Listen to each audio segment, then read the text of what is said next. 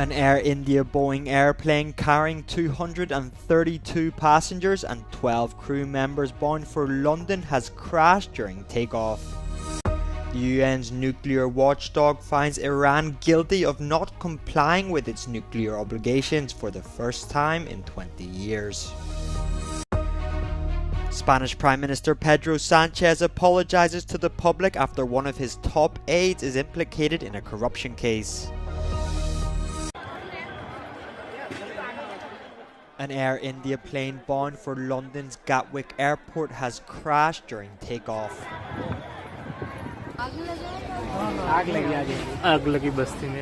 The incident happened at India's Ahmedabad airport on Tuesday. 232 passengers and 12 crew members were on board. These included 169 Indian nationals, 53 British nationals, 1 Canadian and 7 Portuguese, according to the airline. India's federal health minister said that, quote, many people were killed. The injured, meanwhile, are being taken to hospital.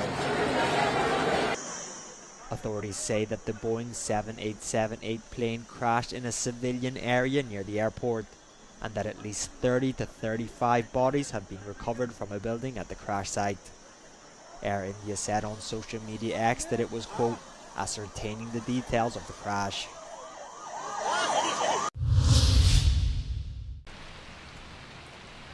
For the first time in 20 years, Iran has been found non-compliant with its nuclear obligation by the United Nations nuclear watchdog, IAEA. The agency's Board of Governors passed a resolution on Thursday approved by 19 countries, with Russia, China and Burkina Faso voting against. The resolution follows a long-running investigation into uranium traces found at multiple locations in Iran, sites Tehran has not declared as part of its nuclear program.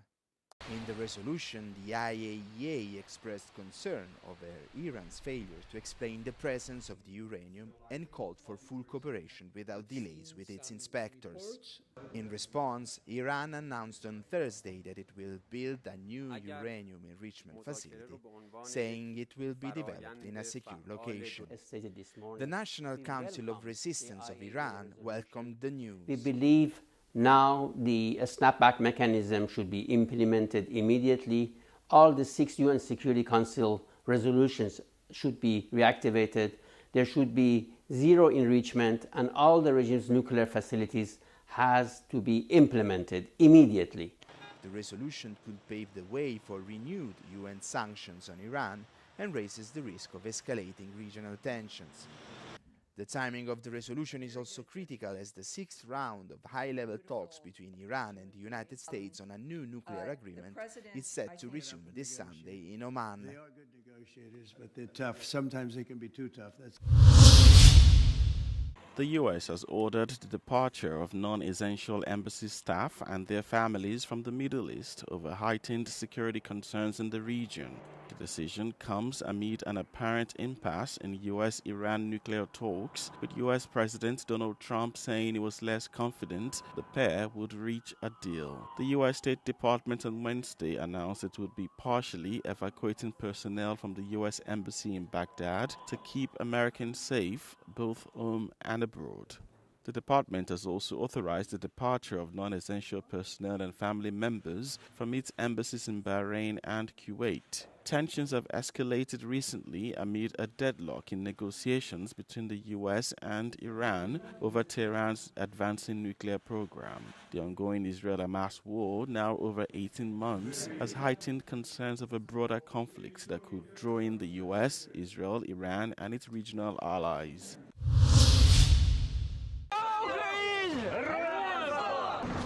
Ukraine and Russia continued the exchange of prisoners of war on Thursday, based on the Istanbul of the 2nd of June. Kiev has not revealed how many Ukrainian defenders have been exchanged, only that the swap focused on severely wounded soldiers. Some of those brought home to Ukraine were the defenders of Mariupol, like Maxim, who was released 3 years ago and almost lost his life in prison.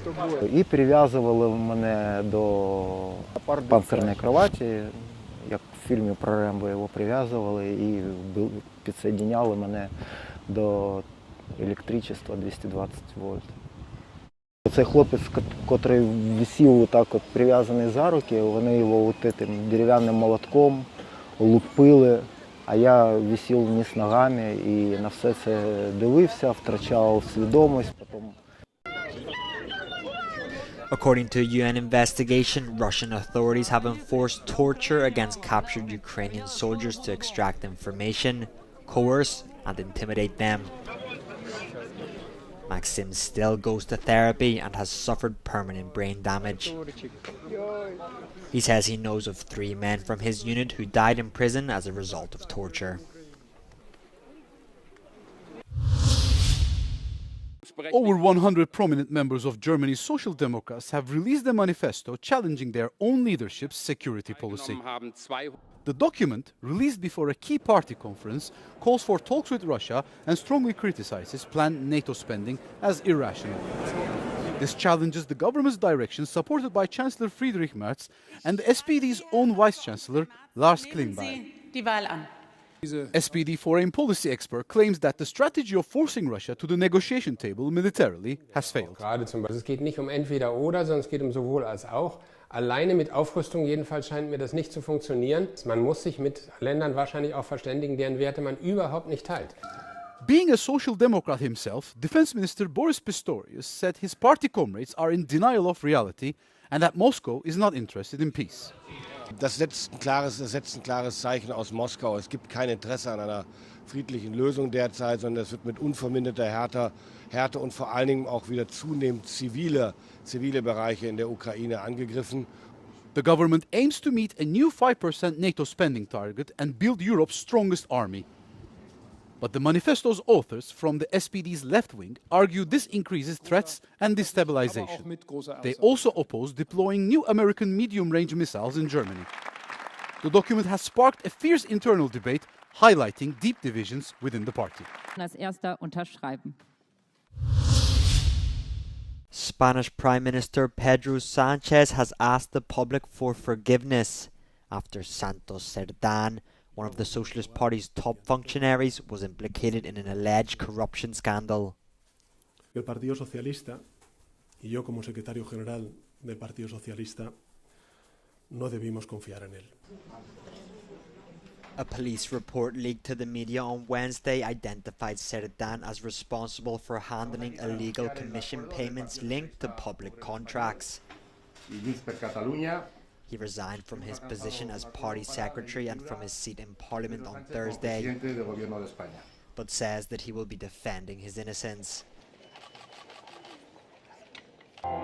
Sanchez said that he would order an external audit of the Socialist Party's accounts, but has refused to call early elections.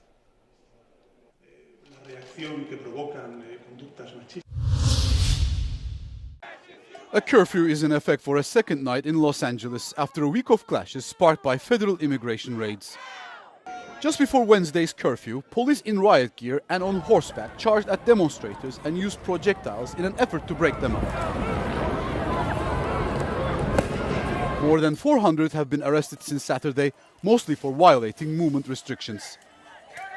Los Angeles Mayor Karen Bass blames Trump's raids for the unrest, while the White House has deployed 4,000 National Guard troops and 700 Marines, despite the objections of the state of California. A general confirmed on Wednesday that hundreds of troops are trained to accompany immigration agents expecting a ramp-up. The protests have now spread nationwide, with more set to take place across the country over the coming days. I do have a mask. Somebody gave me one just in case. On Wednesday, officials of Spokane, Washington, declared a state of emergency and a curfew following anti-ICE demonstrations. Police in Austin, Texas used chemical irritants on crowds on Monday, while unrest has also been seen in Seattle, Chicago, and New York.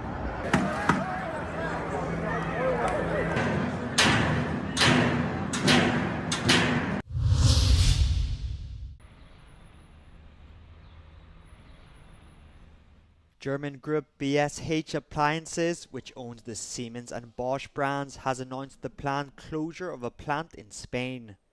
More than 650 jobs are likely to be lost, with production potentially being relocated to Poland or Turkey. And this is not an isolated case. Relocations are also underway at Audi, Volkswagen and ArcelorMittal. Some MEPs would therefore like the European Parliament to take action to combat relocation and support the reindustrialization of Europe. Tenemos inestabilidad política, tenemos precios de la energía que son altos, hay incertidumbre económica, está la guerra arancelaria de Donald Trump, tenemos en este caso falta de autonomía estratégica. Esas empresas están buscando costes laborales más bajos, están buscando acceso a materias primas. Martinez recommends simplifying the regulatory and tax framework to support production, innovation and competitiveness in Europe. Another Spanish MEP from the radical left calls for an update of the 25-year-old European Directive on Collective Redundancies. No podemos enfrentarnos dentro de la Unión Europea a una competencia entre Estados en función de los niveles salariales que hay en un Estado miembro u otro. Por tanto, hay que reformar esa directiva de los despidos colectivos e impedir que el dumping laboral sea una amenaza para todas las trabajadoras y trabajadores de la Unión Europea.